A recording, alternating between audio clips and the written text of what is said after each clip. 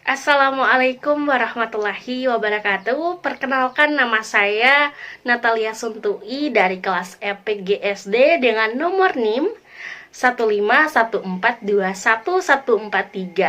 Nah, baiklah, pada kesempatan kali ini saya akan memaparkan sejarah mengenai perubahan kurikulum dari tahun 1945 hingga sekarang. Nah, sebelum itu alangkah baiknya kita mengetahui apa itu kurikulum. Nah, baiklah, kurikulum merupakan seperangkat atau suatu sistem rencana dan pengaturan mengenai bahan pembelajaran yang dapat ditemani dalam aktivitas belajar mengajar. Nah, dalam sejarah kurikulum Indonesia, sampai saat ini telah mengalami beberapa perubahan, yaitu yang pertama langsung saja yaitu kurikulum rencana pelajaran pada tahun 1947.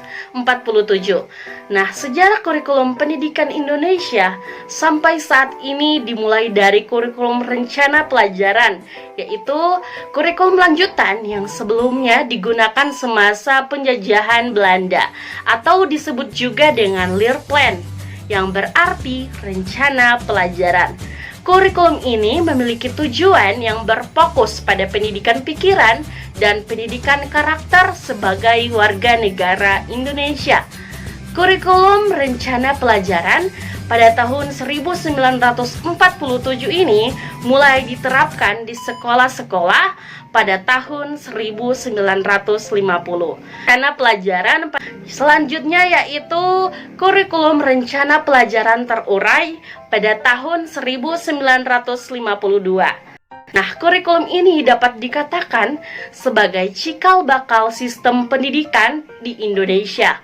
Dalam kurikulum rencana pelajaran terurai, sudah terdapat rincian mata pelajaran dan menggunakan silabus sebagai pokok atau isi materi pelajarannya.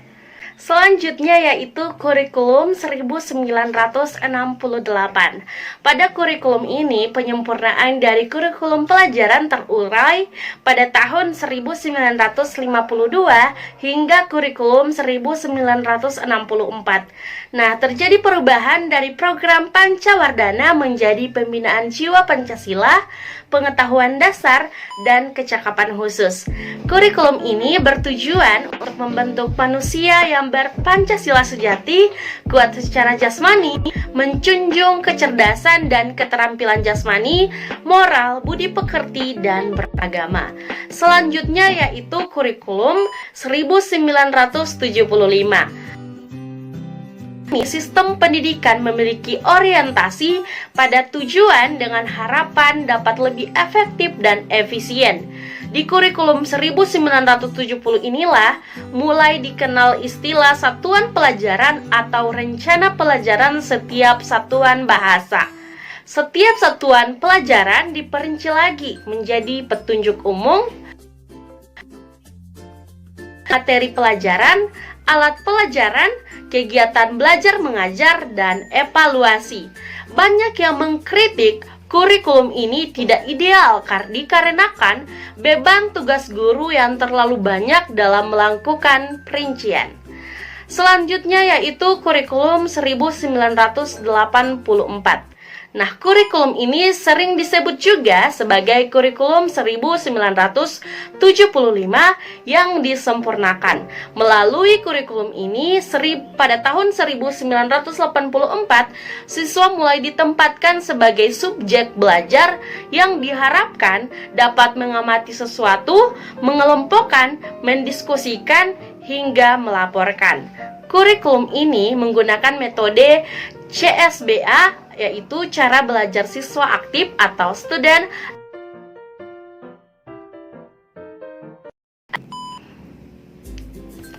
Selanjutnya yaitu kurikulum 1900 dan suplemen kurikulum 1999.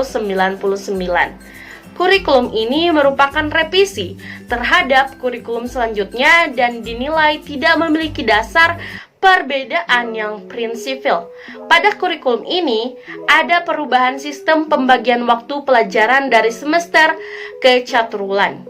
Dengan pembagian waktu tersebut diharapkan siswa dapat menerima materi pembelajaran lebih banyak dalam pembagian 3 kali katerulan sedalam 1 tahun. Tujuan pengajaran menekankan pada pemahaman konsep dan keterampilan, menyelesaikan soal dan pemecahan masalah. Selanjutnya yaitu kurikulum 2004. Kurikulum 2004 atau lebih dikenal dengan KBK atau kurikulum berbasis kompetensi, yaitu perpaduan antara pengetahuan, keterampilan, nilai serta sikap yang menunjukkan dalam kebiasaan berpikir dan bertindak. Kurikulum 2004 ini mendapat kritik perihal kaitan alat ukur kompetensi siswa dengan ujian yang masih dengan format pilihan ganda. Setelah dilakukan uji coba di Pulau Jawa dan kota-kota besar di luar Pulau Jawa, KBK dianggap kurang memuaskan bagi guru atau tenaga pengajar yang menerapkannya. Selanjutnya yaitu kurikulum 2006. Berbagai kekurangan dalam KBK berakhir di awal tahun 2006 yang kemudian digantikan dengan KTSP. Nah, kurikulum tingkat satuan pendidikan. Dari segi isi dan proses pencapaian target kompetensi siswa dengan teknik evaluasi pelajaran tidak banyak yang berubah dengan KBK. Akan tetapi, terdapat perbedaan yang cukup signifikan. Untuk guru yang diberikan kebebasan dalam merancang pembelajaran yang sesuai dengan lingkungan dan kondisi siswa di saat tersebut. Selanjutnya yaitu kurikulum 2013. Menurut Menteri Pendidikan dan Kebudayaan Muhammad Nuh menjelaskan bahwa kurikulum terbaru yaitu kurikulum 2013 akan lebih menekankan pemikiran kompetensi berbasis sikap, keterampilan, dan pengetahuan. Di kurikulum ini, guru diharapkan dapat siswa untuk melakukan observasi, mengkomunikasikan apa yang telah siswa pahami setelah menerima materi sendiri, diharapkan dapat memiliki tanggung jawab terhadap lingkungan sekitar, kemampuan interpersonal, antarpersonal, dan memiliki kemampuan berpikir kritis.